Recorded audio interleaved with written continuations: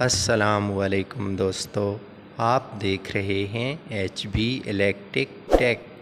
दोस्तों, आज की वीडियो में हम जानेंगे कि फेज़ सीक्वेंस या फेज़ की डायरेक्शन ऑफ रोटेशन की 3 फेज़ पावर सप्लाई में क्या अहमियत होती है और इसे हम प्रॉपरली कैसे चेक करते हैं।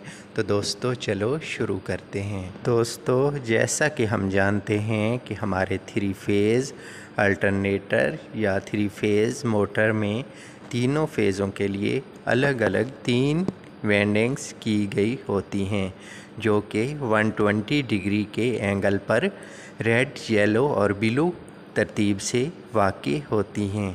दोस्तों, पावर प्लांट्स पर जब हमारा लोड एक जनरेटर की कैपेसिटी से बढ़ जाता है तो हमें 2 या 2 से ज़्यादा यूनिट्स को पैरेलल में चलाना पड़ता है, या बाज़ औक़ात हमें जनरेटर को यूटिलिटी सप्लाई के साथ भी पैरेलल में चलाना होता है। इसी तरह दोस्तों, सब स्टेशन या ग्रिड स्टेशंस में जब हमारे एक ट्रांसफार्मर पर लोड उसकी कैपेसिटी से बढ़ जाता है तो इस बात को तरजीह दी जाती है कि इस ट्रांसफार्मर को चेंज करने की बजाय उसके पैरेलल में एक दूसरा ट्रांसफार्मर ऐड कर दिया जाए, जिससे दोनों पर लोड डिवाइड हो जाता है। लेकिन दोस्तों, जनरेटर या ट्रांसफार्मर्स के पैरेलल ऑपरेशन के लिए ये बहुत ज़रूरी होता है कि हम बस बार की फ़ेज़ सीक्वेंस और इनकमिंग मशीन की फ़ेज़ सीक्वेंस को केयरफुली मैच करें, वरना हमारी इनकमिंग मशीन हमारी बस बार के साथ सिंक्रोनाइज नहीं हो पाती और हमारी इनकमिंग मशीन और बस बार के दरमियान शॉर्ट सर्किट वाक़ई हो जाता है। और दोस्तों, अगर हमारी 3 फेज़ सप्लाई की फ़ेज़ सीक्वेंस चेंज हो जाए तो हमारे प्लांट या इंडस्ट्री की सारी 3 फेज़ मोटर्स की डायरेक्शन ऑफ रोटेशन या घूमने की सिमत भी तब्दील हो जाती है, जिससे हमारी इंडस्ट्री की प्रोडक्शन का लॉस आता है और बाज़ औक़ात मैकेनिकल सिस्टम में डैमेज भी वक़ूफ़ पज़ीर हो जाता है। तो इसीलिए दोस्तों, 3 फेज़ पावर सप्लाई सिस्टम में फ़ेज़ सीक्वेंस को हमेशा मद्देनज़र रखा जाता है। दोस्तों, अब हम फ़ेज़ सीक्वेंस को प्रॉपरली चेक करने का तरीका भी सीख लेते हैं। दोस्तों, फ़ेज़ सीक्वेंस को चेक करने के लिए जो मीटर इस्तेमाल किया जाता है, इसे फ़ेज़ सीक्वेंस मीटर या फ़ेज़ सीक्वेंस डिटेक्टर कहते हैं, जिसमें तीनों फेज़ों के लिए 3 अदद टेस्टिंग लीड्स और डिस्प्ले प्रोवाइड किया गया होता है। दोस्तों, जैसा कि आप देख रहे हैं कि ये हमारे पास एक डीप सी का जनरेटर सिंक्रोनाइजिंग कंट्रोल मॉड्यूल लगा हुआ है, जिस पे हमारी बस के भी तीनों फेज़ आ रहे हैं और जनरेटर के भी तीनों फेज़ आ रहे हैं। V1 पे हमारे जनरेटर वोल्टेज आ रहे हैं और V2 पे हमारी बस बार के वोल्टेज आ रहे हैं।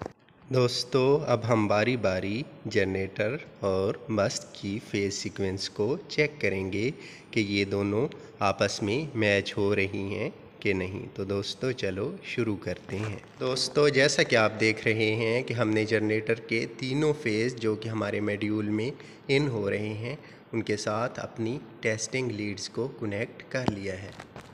मीटर को ऑन कर देते हैं।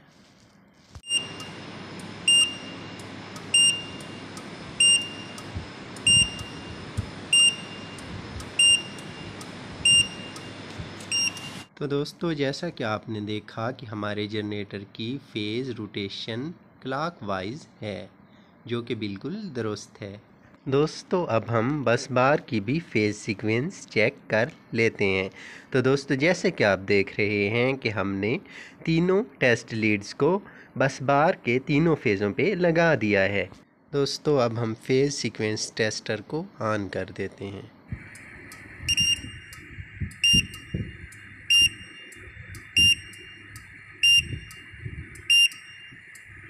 तो दोस्तों, जैसा कि आपने देखा कि हमारी बस बार की फ़ेज़ सीक्वेंस भी हमारे जनरेटर की फ़ेज़ सीक्वेंस की तरह क्लॉकवाइज डायरेक्शन में है, यानी कि दोस्तों हमारे जनरेटर और बस की फ़ेज़ सीक्वेंस मैच कर रही है।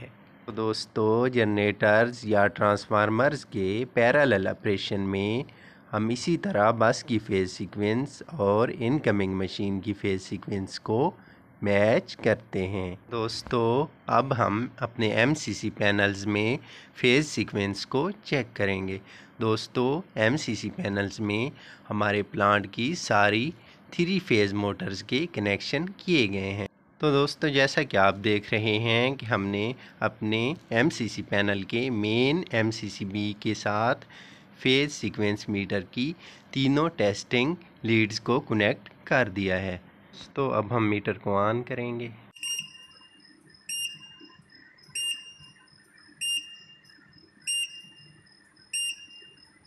तो दोस्तों हमारे एमसीसी पैनल्स में भी फेज़ सीक्वेंस बिल्कुल ठीक है, क्लॉकवाइज है।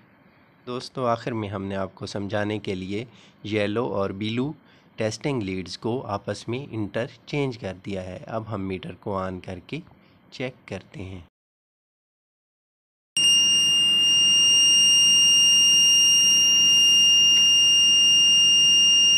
तो दोस्तों जैसा कि आपने देखा कि हमारी फेज़ सीक्वेंस रॉन्ग हो चुकी है, एंटी क्लॉकवाइज हो गई है। तो इजाज़त चाहूँगा दोस्तों आखिर में इसी रिक्वेस्ट के साथ कि please like share and subscribe. Thank you.